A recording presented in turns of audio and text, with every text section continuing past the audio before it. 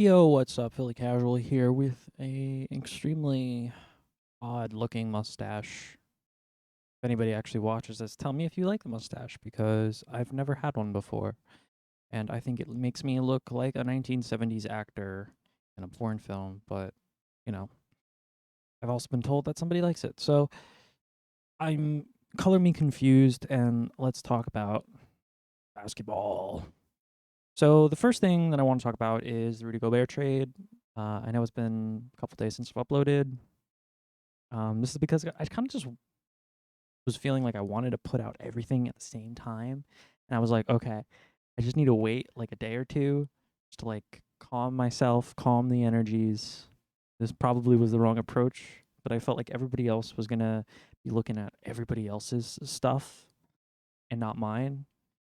And I'll probably do a deep dive on Rudy Gobert and like how they might try to play. But for now, we're just gonna talk about the trade.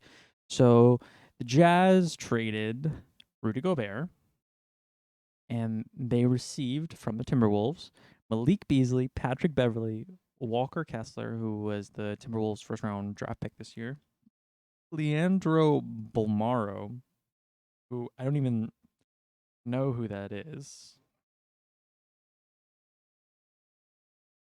um, who was apparently a Knicks player at some point. Okay. I didn't even know he was our first round draft pick, but he's not going. Okay, but we traded him on draft night. Okay. That's why I don't know who he is. We traded him on draft night in 2020. I don't even. All right. I guess I probably just erased it from my mind, but that's my team. I should have known that. Jared Vanderbilt, who's also a good player. So we've got, you know, a couple of starter level players, and some rotational guys, hopefully, and then this guy. Um, and then one, two, three unprotected first round picks in the next 5 years, and then a 2029 top 5 protected draft pick. So the Timberwolves are very confident that Karl Anthony Towns, Anthony Edwards, D'Angelo Russell, and Rudy Gobert are going to be able to take them to the title, or at least into whatever their version of success is. So I think the main thing here the first thing I thought was when I looked at this, I was like, wow, they didn't have to give up D'Lo, or they didn't have to give up like next to anyone. Like if I was the Jazz, I would have preferred D'Angelo Russell in here at some point. I know because as good as Donovan Mitchell is, he's more of a shooting guard than a point guard. And you could say the same thing about D'Angelo Russell, but I think D'Angelo Russell's passing is a little bit better. He's a very good pick and roll player, and I think that would help take ball handling pressure off of Donovan Mitchell. And because the Jazz, I mean, the only reason I could see that they wouldn't want D'Angelo Russell, because I don't think the Timberwolves would have made this trade if it included Anthony Edwards or Karl Anthony Towns. So the main thing is that they believe in Jordan Clarkson. They believe in their other players. Now, I don't know how much I feel. The one thing is that there's a lot of perimeter defense here. Patrick Beverly, like Beasley, Jared Vanderbilt, all very good defensive players. Um, but it, it just doesn't seem like the best possible trade when you just look at the players in order to contend with Donovan Mitchell. Now, the caveat to that is, boy, they got some first round picks, didn't they? They got 3 unprotected firsts, which are very valuable because the Timberwolves as an organization historically suck. So the fact that you've got literally their entire future until 2029, that's wild. That's wild. They are so effed, the Timberwolves, if they don't become like a perennial contender. And keep in mind, Rudy Gobert is already 30 years old, and it's 2022. So are they going to be good even in 2027, right? 2027 is 5 years away. Is Rudy Gobert still going to be good at 35? He's a big body, running up and down the floor. He might break down. He might start having injury problems with his knees. Like, you don't know. I'd say you probably have, 3 good years of Rudy Gobert, and then after that, who knows what's going to happen. So, is this an overpay? Yeah. Yeah. I don't know who they were trying to outbid because this is a lot of stuff. These are a lot of good players. There's at least 3 good players in this trade, and then there's a lot of really valuable picks. So somebody else was just chucking stuff at the Jazz, and Timberwolves felt like, hey, we got to do something about it. My guess is the Bulls, maybe. And they were like trying to do a Vucevic trade, and they just weren't. They didn't have the draft capital to match this at all. My question is if still, man, this is wild. This is wild, wild, wild. I think Rudy Gobert is going to play really well with Karl-Anthony Towns.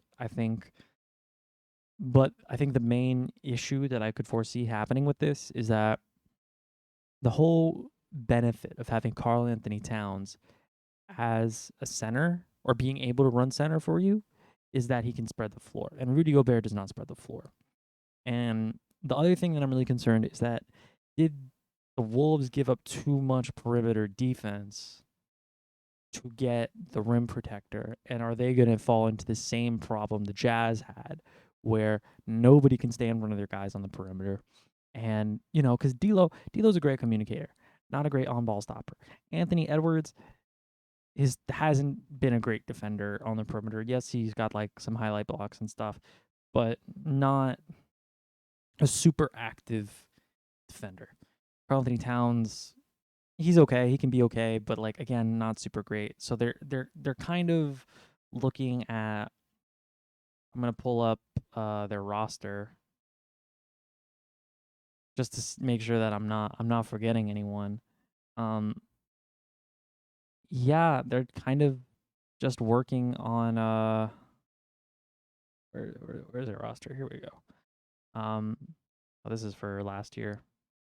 They're kind of just working with Jaden McDaniels as their best defender, if I had to guess, perimeter defender.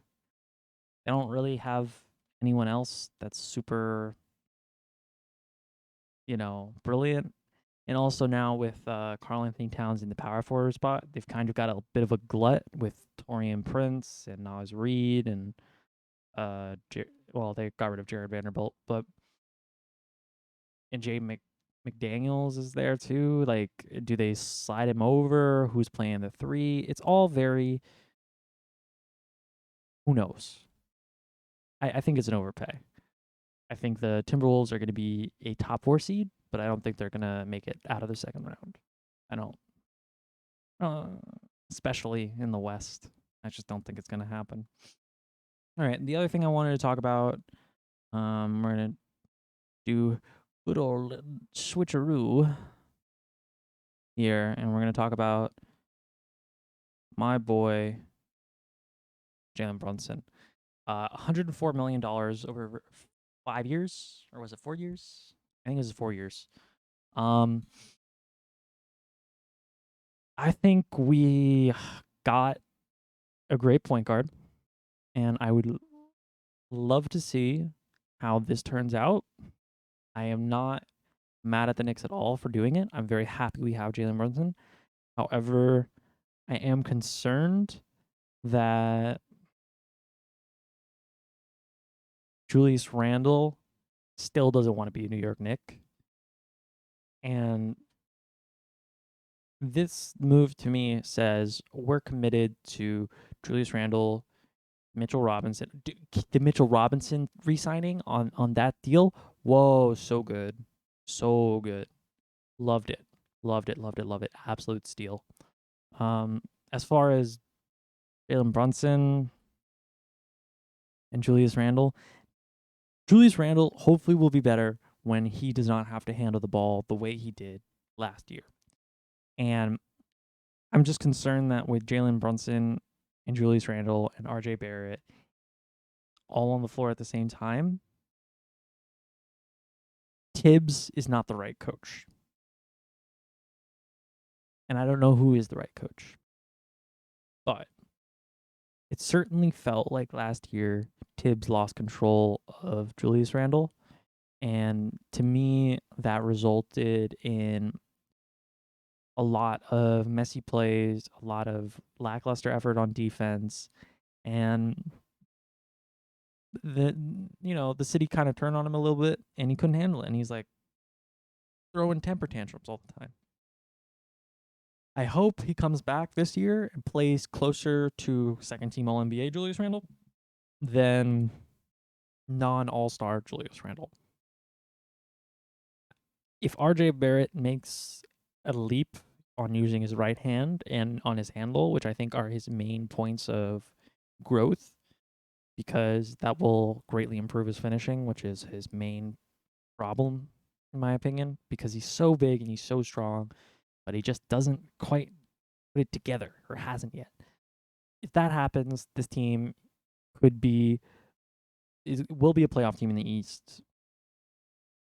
As far as teams that they're better than in the East right now, there's at least 3 or 4 teams that they're not going to be better than, namely the 76ers, namely the Boston Celtics, and namely the Bucks.